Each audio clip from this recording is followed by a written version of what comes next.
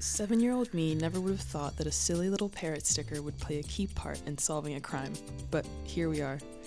This all started when our house got robbed. The thief snuck in under the cover of darkness and right back out before anyone was the wiser. Thankfully, the neighbors noticed the broken window and called the cops. My mom was also a cop at the time, so they sent over the best of the best to help out one of their own.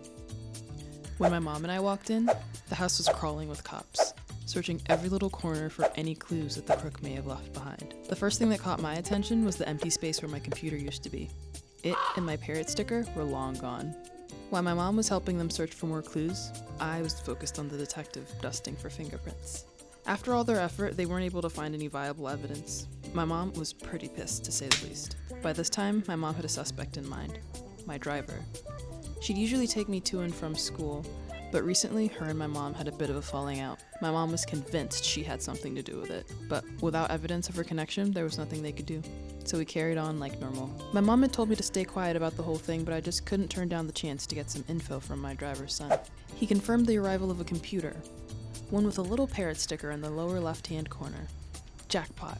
Now that my driver's son had confessed that the items were in their possession, they had probable cause for a search warrant. A few nights go by without any movement. We've got all we need, but there's still one problem. No one knew where to find her. No one except little old me. I'd been to her house before, so leaving my mom back there was a piece of cake. Finally, we'd done it. I went to bed that night dreaming of Polly's kidnapper behind bars. But that's just how I remember it. According to my mom, I was missing a few details. Other than my computer, there were a few more items missing. And while I was dreaming of our crook behind bars, my mom was out serving up justice.